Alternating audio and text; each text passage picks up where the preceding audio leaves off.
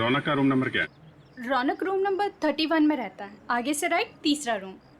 Sir देखो जाके। तुम जानती हो उसे? हाँ हाँ, बहुत अच्छे से, फ्रेंड है मेरा। क्या नाम है आपका? मेरा नाम नेहा है। पर आप लोग कौन हो? हम लोग सीआईडी से। सीआईडी? सब ठीक है ना? आप जरा ये फोटो देखिए ब्रेसलेट की। इसे पहचानती हैं आप? ये ऐसा तो बिल्कुल रौनक के पास है, मैंने गिफ्ट किया था उसे। पर आप लोगों को कहाँ से मिला ये? वहीं जहाँ पे रौनक ने इसे गिराया था। एक बात बताओ, ये रौनक ड्रग्स वगैरह लेता है क्या? नहीं नहीं तो। सच सच बताओ नेहा। हाँ सर, वैसे रौनक दिल का बहुत ही अच्छा लड़का है। पता नहीं उसे ये बुरी लत कहाँ से लग गई, और उस चक्कर में तो। किस चक्कर में? क्या किया उसने? सर उसने कुछ किया नहीं है सर। एक्चुअली रौनक ने किसी से बहुत सारे पैसे उधार ले रखे हैं। सर मतलब हमारा शक सही निकला। रौनक ने उधार चुकाने के लिए चोरी और खून किया। चोरी? खून? ये सब क्या कह रहे हैं आप लोग? जो तुम सुन रही हो। रौनक ने एक आदमी का खून करके उसके 5 करोड़ लूट लिए। ओह माय गॉड, इसका मतलब उस रात रौनक इन पैसों के बारे में बात कर रहा था। क्या बात कर रहा था? किससे बात कर रहा था? सर एक्चुअली परसों रात एक बहुत ही खतरनाक सा आदमी रौनक से मिलने आया था।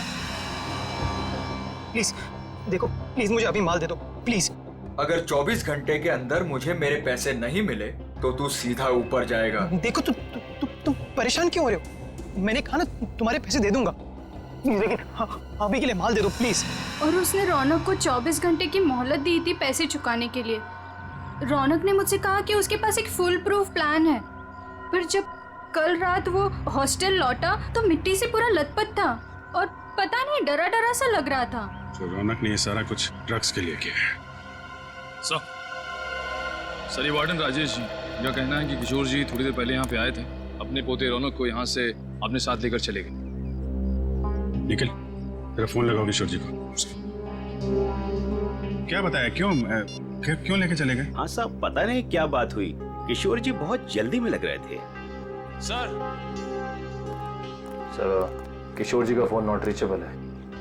सर मतलब ये दादा पोते मिलकर ये खूनी खेल खेल रहे हैं। किशोर जी के घर चलना पड़ेगा।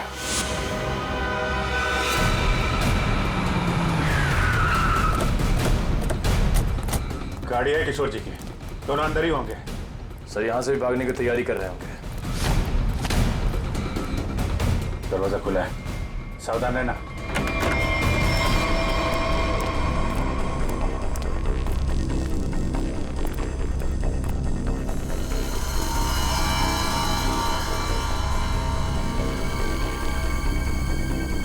सर सारा सामान बिखरा पड़ा है। सर लगता है यहाँ पे हाथापाई हुई है। लेकिन ये रौनक और किशोर हैं कहाँ? देखो जरा।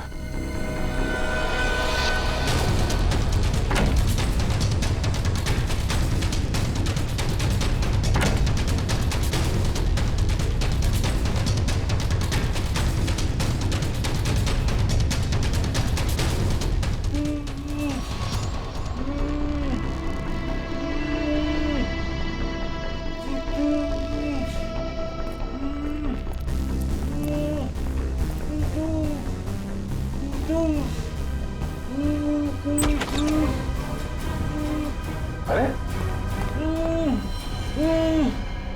किशोर जी, एक मिनट। आइए, उठिए। इनको ले चलो, उठिए। उठा। पानी। उठिए उठिए।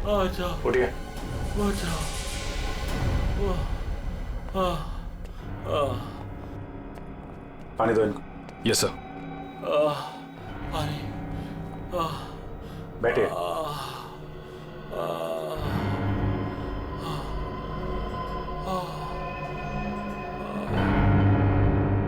किसने किया ये सब? पता नहीं सर, वो कौन लोग थे। उन्होंने मुझे मार मार कर बेहोश कर दिया और वहां बेसमेंट में फेंक दिया सर।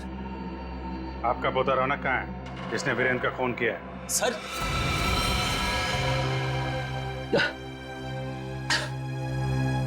आपको रौनक के बारे में कैसे मालूम? आपको क्या लगता है आप रौनक के साथ मिलकर प्लान बनाएंगे, वीरेन का खून करेंगे, उसके पैसे लेकर फरार हो जाएंगे, हमें कुछ नहीं पता चलेगा? ये आप कैसी बातें कर रहे हैं? वही जो सच है।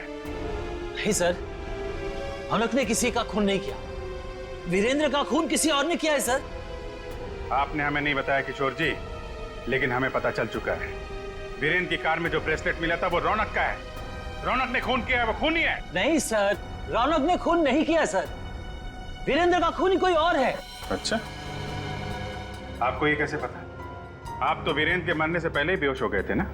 सर मेरी बात सुनिए, जब मुझ पर वार हुआ ना, मैं एकदम से बेहोश नहीं हुआ था, मैं तो धीरे धीरे।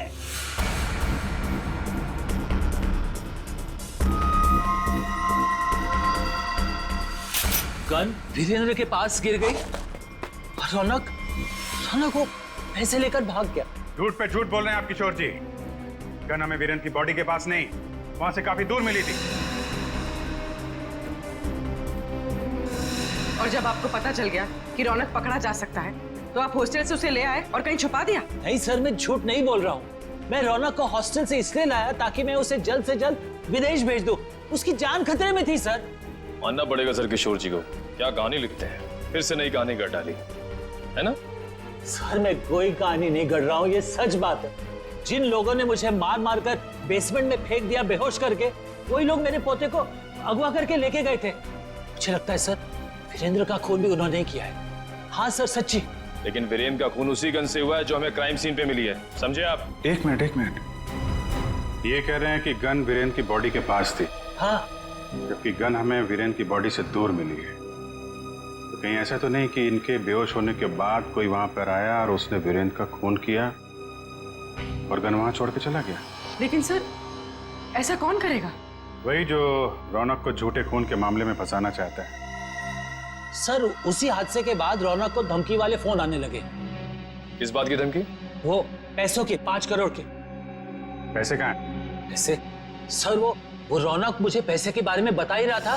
बेटा तू घबरा मत, तू बता साफ साफ क्या हुआ। दादाजी वो पैसे। हाँ बोल। दादाजी बता कहाँ है पैसे? क्या कर रहे हो दादाजी ये लोग क्या कर रहे हैं? छोड़ो। जल्दी बता पैसे कहाँ हैं? मुझे नहीं मालूम पैसे कहाँ हैं, मुझे नहीं पता। तू ऐसे नहीं मानेगा। दादाजी ये लोग क्या कर रहे हैं? छोड़ो, इससे पता लगा लेंगे। दादाजी ये रौनक का सारा सामान कहाँ है? रौनक का सामान उसके हॉस्टल के रूम में। मुझे रौनक की जान की इतनी फिक्र थी कि सब कुछ छोड़ के रौनक को घर लेके आ गया। रौनक का हॉस्टल चेक करना पड़ेगा। आइए सर, यही है रौनक का कमरा।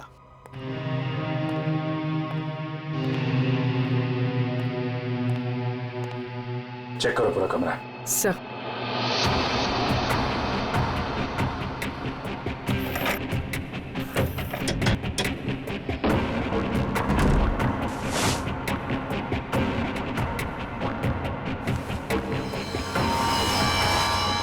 सर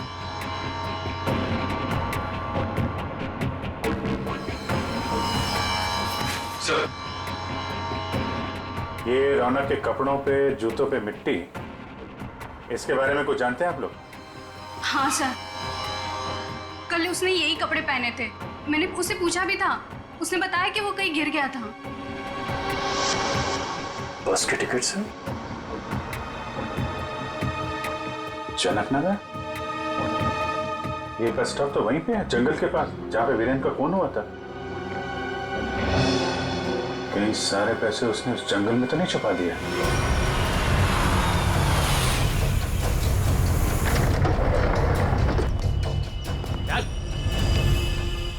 चल बात, चल आगे चल। थोड़ा सा पता किधर है? थोड़ा सा बुम बुम दे दो वरना मैं मर जाऊंगा। चल उधर, पता किधर है? बताता हूँ, लेकिन पहले थोड़ा सा माल दे दो ना प्लीज, वरना मैं मर जाऊंगा। होशियारी बंद कर, जितना बोला उतना कर। पहले पैसे निकाल, उसके बाद माल मिलेगा। हाँ तुम्हें पैसे मिल जाएंगे, प्लीज थोड़ा सा माल दे दो प्लीज। अबे एक बार बोला तो समझ में नहीं आता है क्या? जब तक पैसे नहीं देता है ना, तब तक पैकेट को छूने भी नहीं दूंगा। अब जल्दी से बता पैसे किधर है? वरना ये पैकेट तुझे कभी नहीं मिलेगा और तू ऐसे तड़प तड़प के मर जाएगा। नहीं नहीं, उस तरफ। उधर है? हाँ, उस तरफ। चल फिर, चल जल्दी।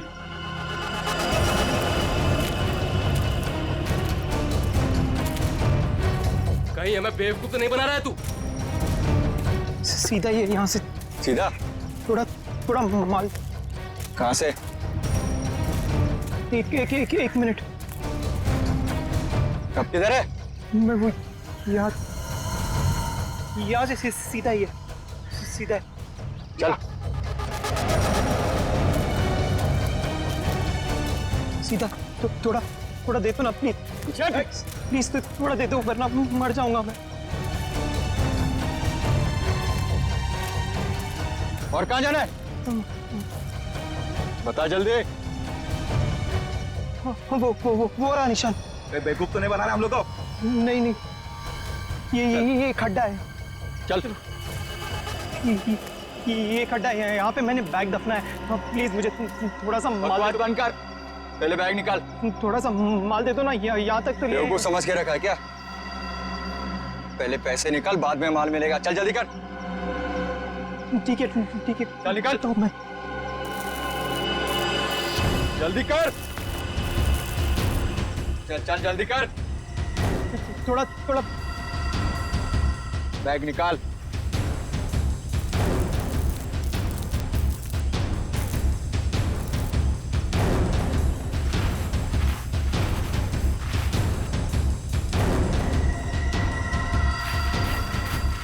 तू ऐसे नहीं मानेगा।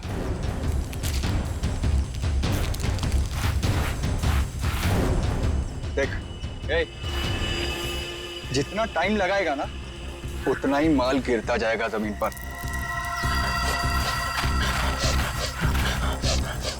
चल जल्दी कर।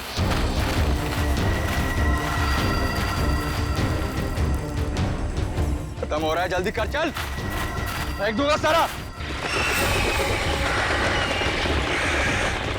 लगता है हमारे अलावा कोई और भी आया है इस जंगल में। तू कर जल्दी करते रहे। जल्दी कर।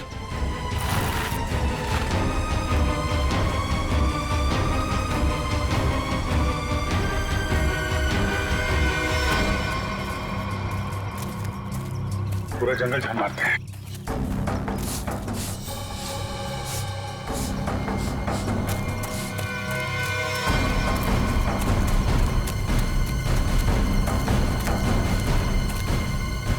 वो देखो,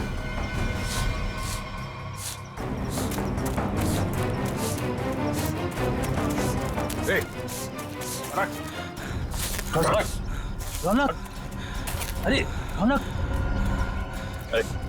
बेटा, क्या हाल बना रखा है? संभालो अपने आप को। रौनक, कौन है इन सबके पीछे? हैं? रौनक बेटा। ए!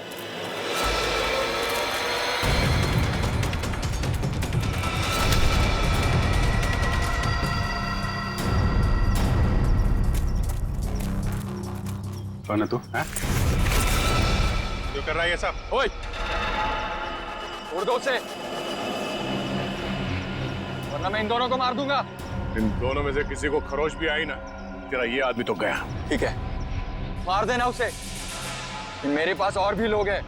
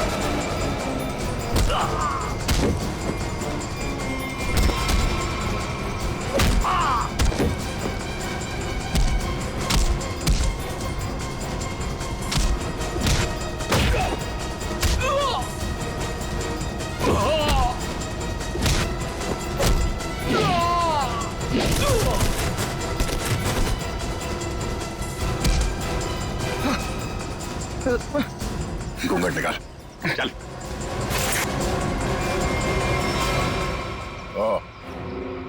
वांटेड ड्रग माफिया रजनी का बेटा दिलावर।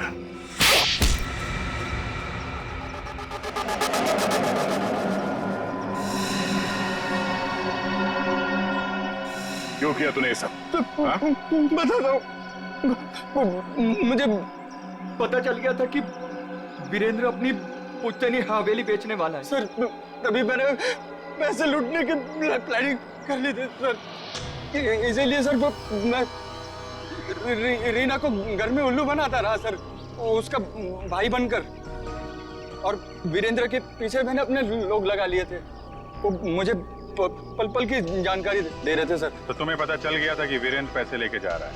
हाँ सर, वो प्रॉपर्टी खरीदने वाले के चचेरे भाई को मैंने खरीद लिया था सर, वो उसी ने मुझे ये खबर दी सर। और तुमसे पहले रौनक वहां पर पहुंच गया और वीरेंद्र से पैसे का बैग छीन कर भाग गया वहां से। सर मैं जब वहां पहुंचा तो मैंने देखा कि वीरेंद्र रोड पे पड़ा हुआ था और उसे होश आ रहा था। अरे अरे मैं तो ठीक हूँ, मैं बच गया, मैं बच गया। लेकिन अब नहीं बचोगे। उसने मुझे पहचान लिया था सर, इसलिए मैंने मजबूरी में सर, मजबूरी में उसे मारना पड़ा सर। मैं मारना नहीं चाहता था सर, मजबूरी में मारना पड़ा सर। तुमने वीरेंद्र के पास पड़ी रौनक की गन से वीरेंद्र को गोली मार दी और उसके बाद गन दूर फेंक कर निकल गए ताकि वीरेंद्र का खून का इल्जाम रौनक पे आ जाए। हाँ सर, वो मैंने बाद में सोचा कि मैं रौनक को डरा धमका के उससे पैसे छीन लूंगा सर, पर मुझे नहीं पता था ये सब हो जाएगा सर। पैसों के लिए तुमने ये सब किया और मिला क्या? किस्मत खराब थी तुम्हारी कि हम लोग बीच में आ गए। नहीं सर, मेरी तकदीर खराब नहीं हो सकती, मेरी तकदीर खराब नहीं हो सकती सर। जब तक मेरी माँ आपकी गिरफ्त में नहीं है ना, मेरी तकदीर खराब नहीं हो सकती। तुम्हें पकड़ लिया ना, माँ भी पकड़ी जाएगी। बहुत याद आ रही है तुम्हें माँ की। बहुत जल्द माँ बेटे का मिलन जेल की सलाखों के पीछे होगा। भाई साहब, मैं तो बस यही चाहती हूँ कि आप दोनों अपने बीच के सारे मनमुटाव भूलकर पहले की तरह अच्छे दोस्त बन जाएं। नहीं भाभी, ऐसा नहीं हो सकता। इसने जो मेरे साथ किया है ना, मैं इसे कभी माफ नहीं करूंगा। किशोर, मुझे मालूम था, इसीलिए मैं माफी मांगने तेरे घर आया। मुझे पता था कि तू आसानी से माफ नहीं करेगा, इसीलिए मैं मेरे साथ रीना को भी लेके आया हूँ। मेरा नहीं तो कम से कम इसका तो मान रख ले। हाँ भाई साहब, 5 साल हो गए आप दोनों के बीच की इस दूरी को। अरे जो दोस्त एक दूसरे को देखे बिना रह नहीं सकते थे, आज वो एक दूसरे को देखना तक पसंद नहीं करते। प्लीज भाई साहब, मान जाइए ना। अरे भाभी, ये वीरेंद्र ने जो मेरे साथ किया है ना, मैं इसे। भाई साहब, भाभी मानते हैं ना आप मुझे, तो प्लीज मेरी बात मान लीजिए। कल ये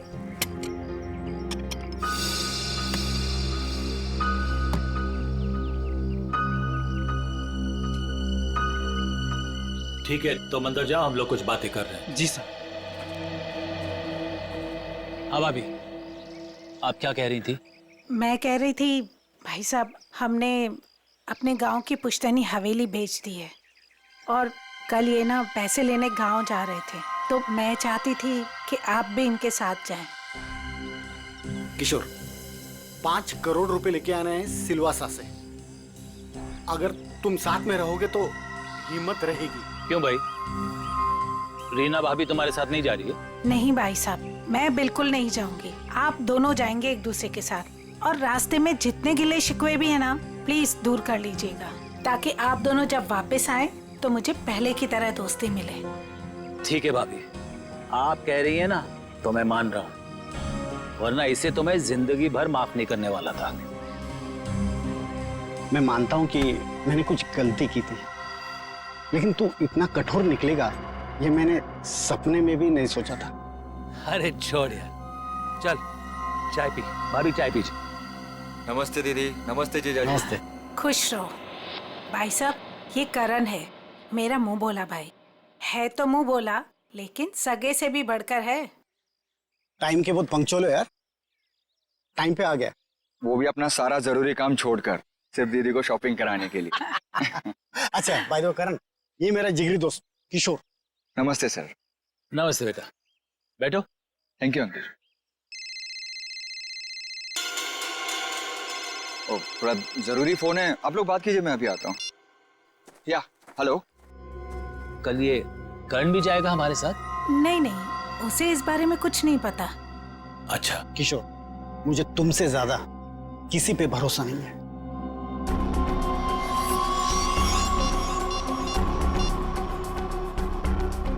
हेलो, मालिक कल 5 करोड़ रुपया लेने के लिए बीरेन जी के साथ उनके गांव सिलवासा जा रहे हैं।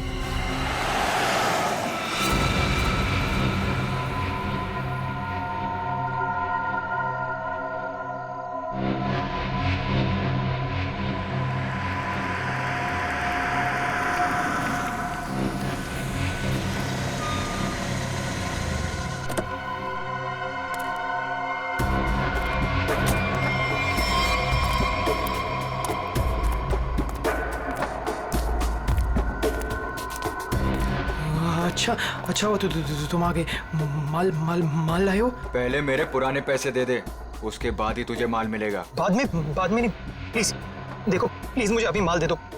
अगर पैसे वापस नहीं दिए ना तो मैं तुझे छोड़ूंगा नहीं। देखो तुम परेशान क्यों हो रहे हो?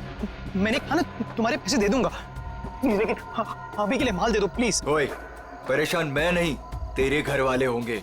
अगर मुझे 24 घंटे के अंदर पूरे के पूरे पैसे नहीं मिले, मैंने कहा ना 24 घंटे के अंदर तुम्हें पैसे दे दूंगा, लेकिन प्लीज इस वक्त मुझे बहुत जरूरत है बूम बूम की, प्लीज प्लीज माल दे दो। पैसे 24 घंटे के बाद तो माल भी 24 घंटे के बाद। देखो प्लीज ऐसा मत करो, प्लीज प्लीज मुझे माल दे दो प्लीज, मैं पैसे दे दूंगा। मैंने कहा ना मैं दे दूंगा। सुनो सुनो, प्लीज माल दे दो। मैंने कहा ना मैं तुम्हारे पैसे दे दूंगा, मैं वादा करता हूँ मैं दे दूंगा पैसे। प्लीज माल दे दो वरना मैं मर जाऊंगा। प्लीज सुनो, देखो जाओ मत प्लीज, प्लीज माल दे दो, अभी के लिए दे दो, मैं पैसे दे दूंगा। प्लीज माल दे दो वरना मैं मर जाऊंगा। प्लीज प्लीज माल दे दो। रौनक,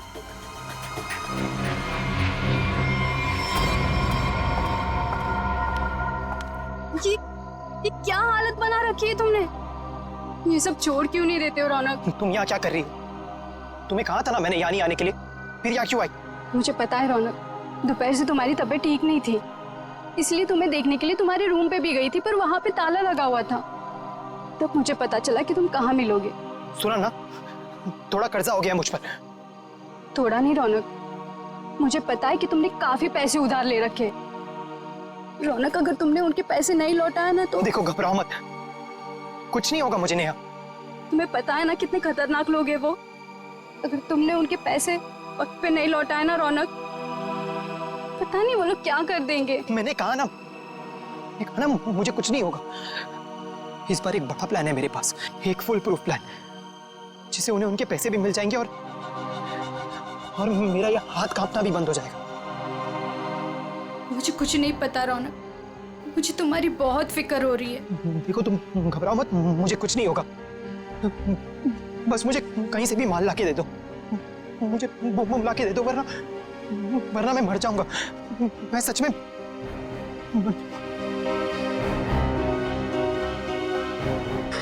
रौनक, रौनक, रौनक तुम ठीक हो ना?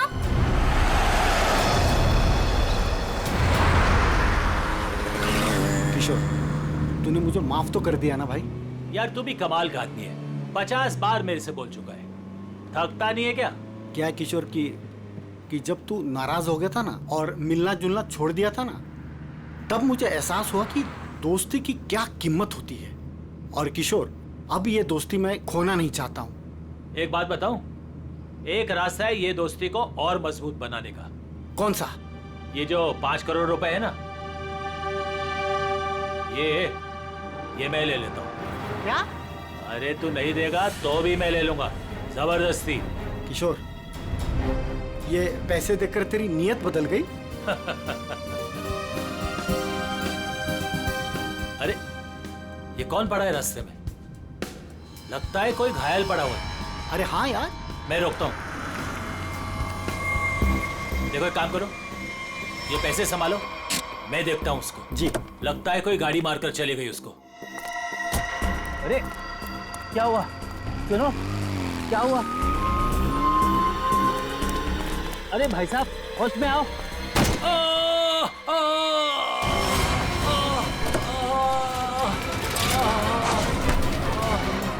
छोड़ छोड़ छोड़ मुझे, बचाओ, छोड़, चोर, बचाओ, बचाओ।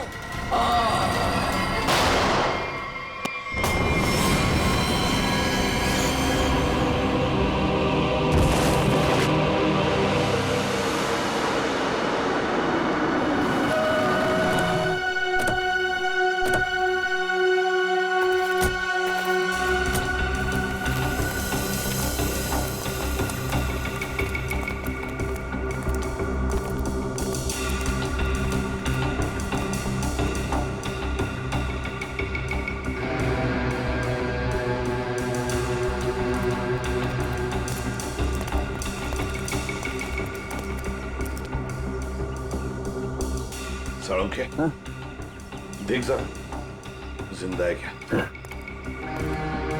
सर, इसका नाम किशोर है सर।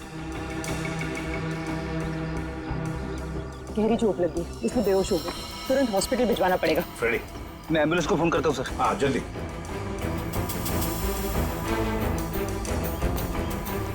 जो कुछ भी हुआ यहाँ पर ये हादसा, आप में से किसी ने देखा? नहीं सर।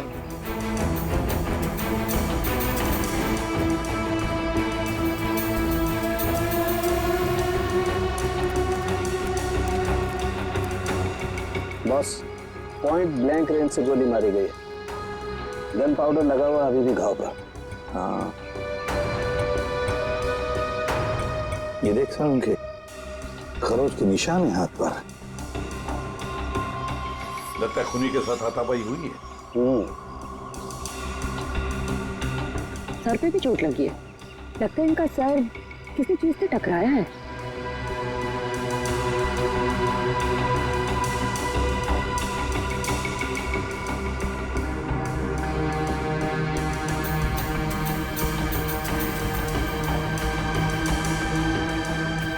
शायद यहाँ पे टकराया है इसका सिर।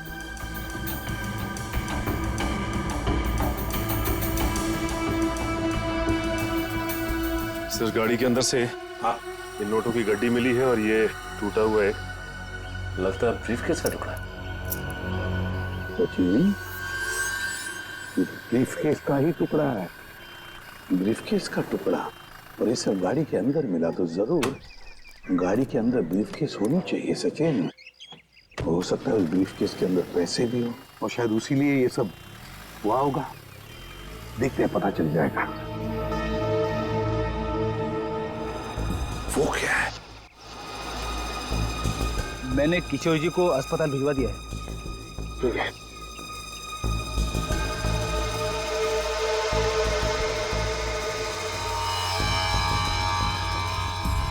ब्रेसलेट, इस पर नाम वाम का कुछ भी नहीं है इस पर। साळुंखे, जरा देख तो कुछ पता चलता है क्या इस ब्रेसलेट से?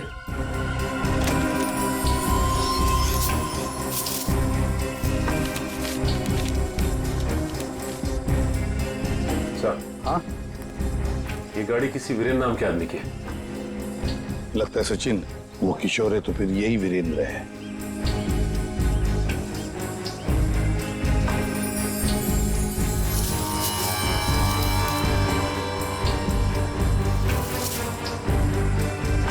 गन सर, आप रेडी? ये गन मिली है। गन देखे जरा।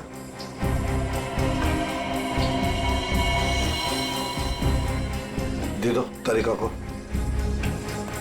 तरीका? बॉस, इस ब्रेसलेट पे एक किस्म का केमिकल है। अब वो कौन सा केमिकल है ये लैब में ले जाकर पता चलेगा। ठीक है।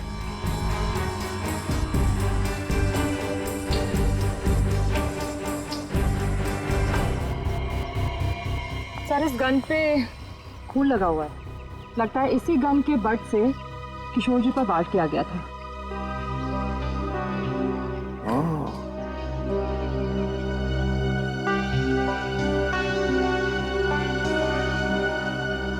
गाड़ी, 2 लोग, किशोर और वीरेंद्र। वीरेंद्र की लाश। क्या हुआ होगा यहां पर, देखते हैं।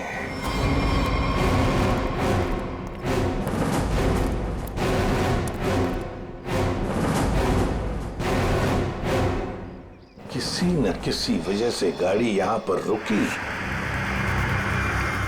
किशोर गाड़ी में से बाहर निकला, उसकी पीठ इस तरफ थी, बस उसी में किसी ने आकर उसे यहां सिर पर वार किया और किशोर यहां पर गिर गया। हो सकता है ब्रीफकेस में पैसे थे। वीरेंद्र शायद पैसे की बैग लेकर अपने आप को बचाने की कोशिश में भाग रहा था। खूनी ने उसे देख लिया और दबोच लिया। दोनों में हाथापाई हो गई। वीरेंद्र को पॉइंट ब्लैंक रेंज पर गोली मार दी। ये जो कुछ भी है पैसों की वजह से ही हुआ है, पर किसने?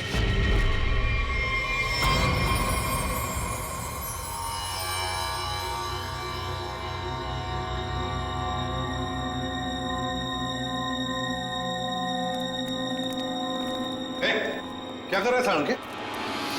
क्या हो? जो तुम समझ हो नहीं कर रहा हूं बस। ये खाली ग्लूकोज पाउडर है। Glucose powder? अच्छा, फिर? और ये देखो, इस ब्रेसलेट पर ये जो निशान है ना, हाँ, ये स्क्रैचेस नहीं है। तो फिर क्या है? एक खास किस्म के निशान है बॉस। खूनी रोज इस पर नशीली दवाई रख करके नशा करता था, और क्योंकि ये दवाई इस पर रोज रखी जाती थी, ये निशान उस दवाई के हैं। खूनी? हाँ, खूनी। क्योंकि वीरेंद्र और किशोर को नशे की आदत नहीं है। पर कैसा ड्रग है ये सालों के? ये कुछ अलग तरीके की ड्रग है बॉस। इसमें जो पेन किलर्स हैं, जो बुखार की दवाइयां, उनके केमिकल्स मिले हुए हैं। लेकिन इसमें एक फर्क है। कैसा फर्क? फर्क ये है बॉस कि जो दवाइयां एक्सपायर हो चुकी हैं, जिन्हें नष्ट करने के लिए अस्पताल में अलग रख दिया जाता है, ये नशीली दवाई उन्हें रीजेनरेट करके बनाई गई है। सचिन, इस राका कबरी को काम पे लगा। उसे कहो पता लगाओ है क्या ये ड्रग। बूम बूम साहब। Boom boom? बहुत ही सस्ता और अच्छा माल है। लंबे टाइम तक नशा रहता है साहब उसका। जो एक बार लेकर जाता है तो बार बार इसी को मांगता है। और ऐसे ड्रग्स का इस्तेमाल किस तरह के लोग करते हैं?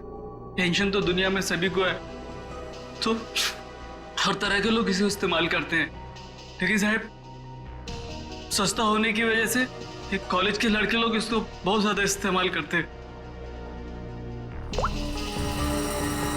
ये ब्रेसलेट देख, अच्छी तरह से देख। देखा है इसे कभी किसी के हाथ पर? कोई आया था तुम्हारे पास ड्रग खरीदने के लिए और कुछ काम के लिए? नहीं साहब, अबुल इसको नहीं पहचानता, अबुल ने नहीं देखा। लेकिन साहब, मैं आपके पैर पकड़ता है, छोड़ दीजिए। अभी से सारा धंधा बंद कर दे अबुल, प्लीज साहब। साहब, तुम जैसे सब लोग यही कहते हैं। तुम लोगों को कहां बिठाना है ना, सब पता है हमें। नहीं साहब, प्लीज, मैं आपके पैर पकड़ता है साहब। चुप! पैर पकड़ता है? सचिन, एक बात पक्की है, ये जो कुछ भी हुआ है पैसों के लिए ही हुआ है। और जिसने भी किया है ना, वो वीरेंद्र के करीब का है। वीरेंद्र के करीब का। जो कुछ भी हुआ उसका बहुत दुख है हमें। जिसने भी ये किया है ना, उसे हम जल्द से जल्द पकड़ने की कोशिश कर रहे हैं। वैसे आ कहां से रहे थे किशोर और वीरेंद्र? सर, दोनों हमारे गांव गए थे, सिलवासा। पुश्तैनी हवेली बेची थी हमने, उसी के पैसे लेने गए थे। पुश्तैनी हवेली बेचने के लिए? कितने पैसे? 5 करोड़ रुपए। 5 करोड़ रुपए? इतना सारा पैसा कैसे? मतलब रोकड़ लेकर आ रहे थे? मेरा मतलब है कैश में लेकर आ रहे थे? जी, दरअसल वीरेंद्र को गांव में इतनी बड़ी रकम बैंक में ट्रांसफर करना सही नहीं लगा, इसीलिए वो पैसे लेने खुद चले गए थे। लेकिन मुझे क्या पता था कि वो वहां से जिंदा वापस ही नहीं आएंगे। एक बात पूछूं, आप क्यों नहीं गई उनके साथ? दरअसल वीरेंद्र और किशोर भाई साहब बहुत ही पुराने दोस्त थे, लेकिन बिजनेस की वजह से उन दोनों में मनमुटाव हो गया था। अभी कुछ दिन पहले ही उन दोनों की बातचीत शुरू हुई थी। मुझे लगा कि दोनों एक दूसरे के साथ रहेंगे तो उनके गिले शिकवे दूर हो जाएंगे, इसीलिए मैं उनके साथ नहीं गई थी। अच्छा एक बात बताइए, किशोर और वीरेंद्र इन दोनों के बीच में दोस्ती टूटने की वजह क्या थी? पैसा। पैसा?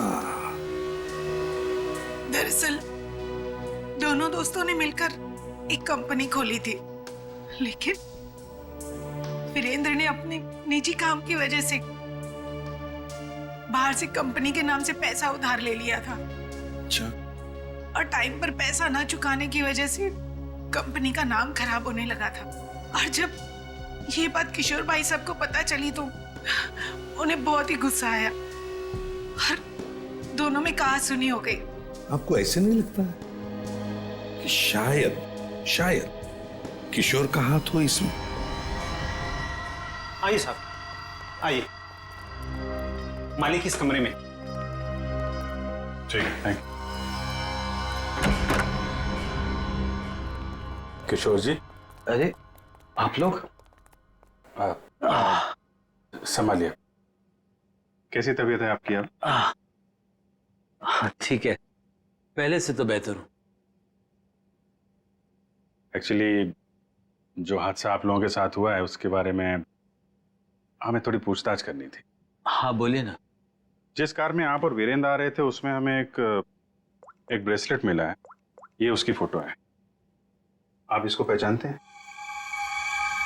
नहीं, इसके बारे में मुझे कुछ नहीं पता। ठीक है, ये बताइए कि उस दिन हुआ क्या था? भाई हुआ ये कि हम लोग वीरेंद्र के 5 करोड़ रुपए सिलवासा से लेकर मुंबई आ रहे थे। जब हम लोग बंबई के पास आए तो अरे ये कौन पड़ा है रास्ते में? लगता है कोई घायल पड़ा हुआ है। देखो एक काम करो, ये पैसे संभालो, मैं देखता हूँ उसको। जी। लगता है कोई गाड़ी मारकर चली गई उसको। अरे ये क्या हुआ? सुनो क्या हुआ? अरे सुनो, होश में आओ। उसके बाद मैं बेहोश हो गया और उसके बाद मुझे कुछ याद नहीं। आप लोग पैसे लेके आने वाले हैं, ये बात आप दोनों के अलावा और किस किस को पता थी? वीरेंद्र की वाइफ रीमा, बस, और किसी? कोई और किसी को जानकारी थी?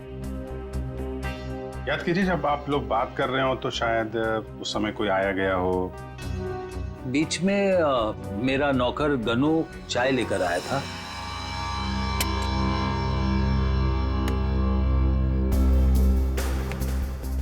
ठीक है, तो अंदर जाओ, हम लोग कुछ बातें कर रहे हैं। जी साहब। मैंने उसे तुरंत कह दिया था कि वहां से चला जाए और वो चला गया। शायद उसने आपकी बात सुन ली हो तो सकता है, लेकिन गनू काफी भरोसे वाला आदमी है।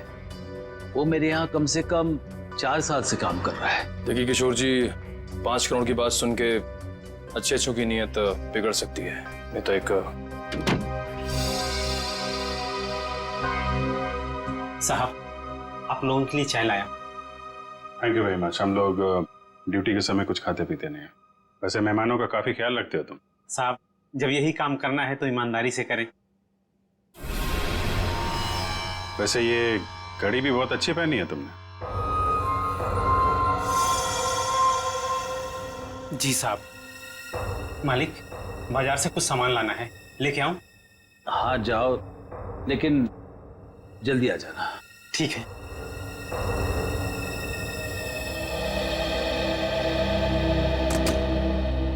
मतलब कोई और आया गया नहीं जब आप ये बात कर रहे थे पैसों की? नहीं, ऐसा तो एक सेकंड, मुझे याद आ रहा है, उस वक्त वहां रीना का भाई करण आया था। करण? आई सी। लेकिन तब तक तो हमारी बातें हो चुकी थी। ठीक है, अभी आप आराम कीजिए, जरूरत पड़ी तो आपको दोबारा परेशान करेंगे। जी sir. Thank you very much. अच्छा जी, बाय। ये जो नौकर है ज्ञानो, ये कुछ गड़बड़ लगता है, इस पर नजर रखनी पड़ेगी।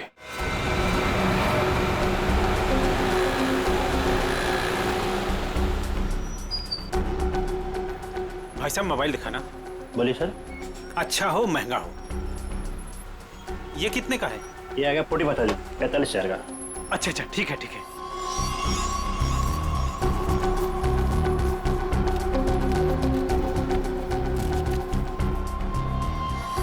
ये लीजिए पैसे। Hello hello. हाँ अच्छा सर, आप लोग यहाँ? महंगी घड़ी, महंगा फोन है, कहाँ से लेके आया? बताता हूँ सब, बताता हूँ। उस दिन मैंने रौनक बाबा को फोन किया था कि किशोर साहब और वीरेंद्र साहब ढेर सारा पैसा लेने जा रहे हैं। कौन है ये रौनक? है रौनक बाबा किशोर साहब के खानदान की आखिरी निशानी है, उनके पोते हैं।